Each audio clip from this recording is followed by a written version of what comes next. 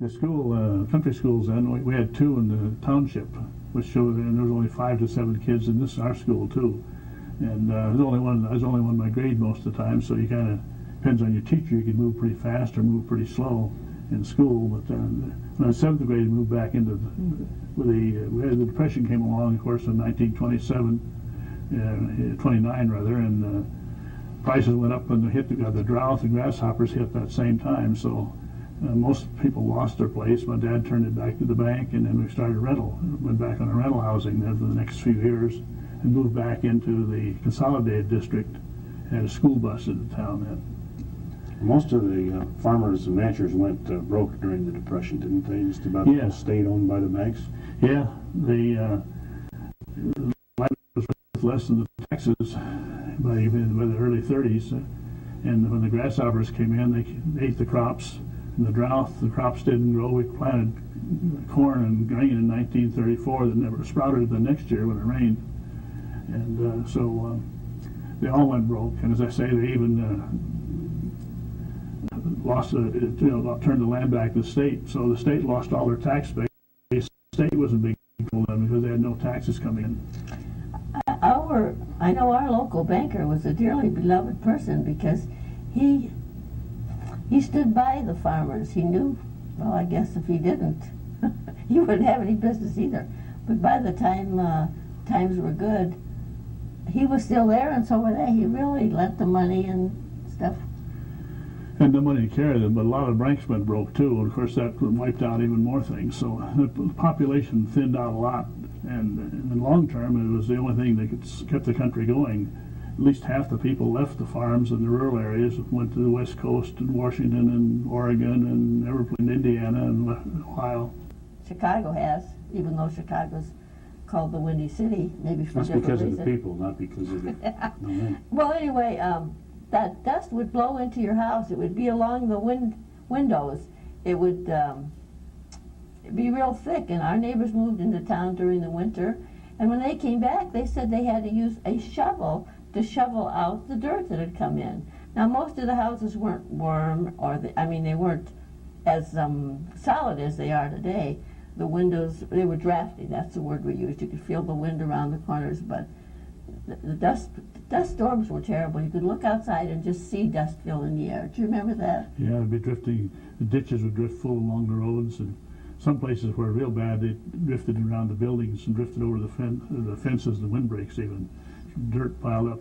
One place east of us, dirt was several feet deep up against the side of the barn and all. They wrecked of course, the buildings then rotted out underneath, wrecked them eventually. And another thing that I remember now, I had forgotten about, were the tumbleweeds. The wind would blow the tumbleweeds all the time, and the fence would catch them. Fences were filled with tumbleweeds. And pile up and you go out and burn them off and stuff like that in the fall. But well, Cliff, you're a scientist now. Looking back in hindsight, was that just happened to be a terrible drought coupled with the grasshoppers, or was it something that man was doing to the Great Plains?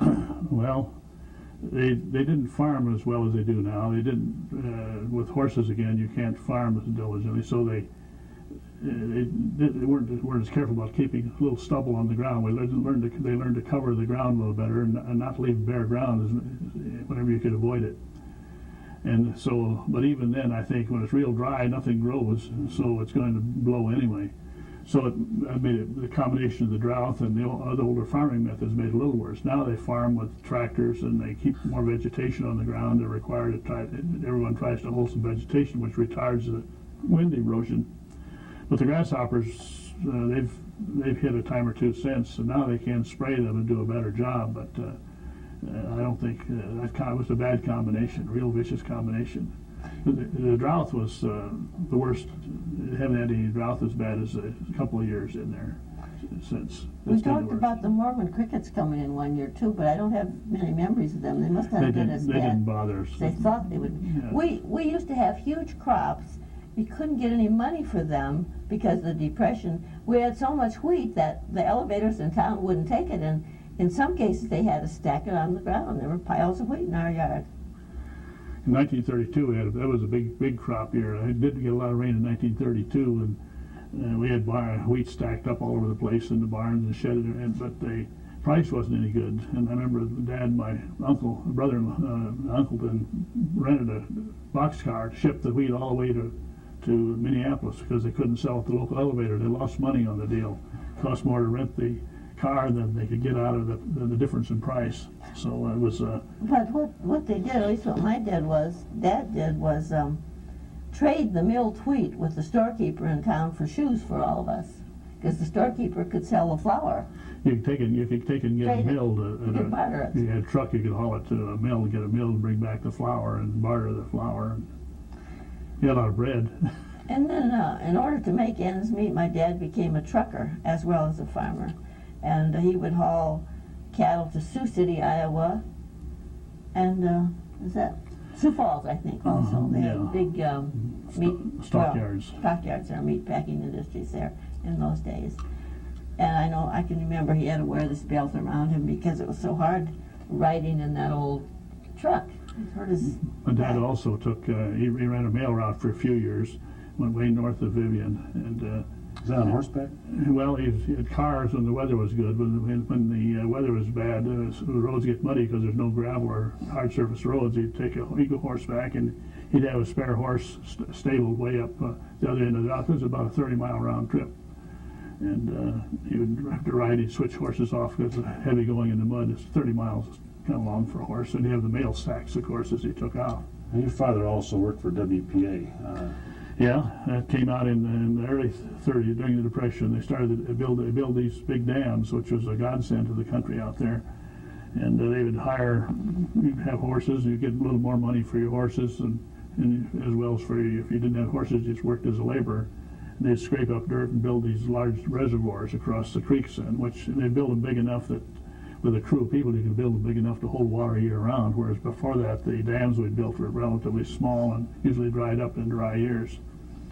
And so he worked the WPA building dams. There's one right south of Vivian now. It's Work Projects Administration. That was during Roosevelt's time. Roosevelt's effort to get us out of the Great Depression. Did it help? Did it seem to do? Well, it gave us some money that we wouldn't have had.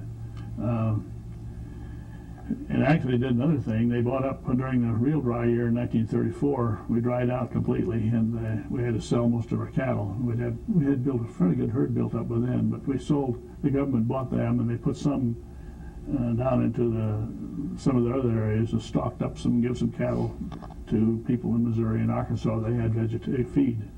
But I think we sold 75 head at $10, average $10 a piece in 1934. And then the ones we left, we had to pump water for, and a pump till the wells were giving out.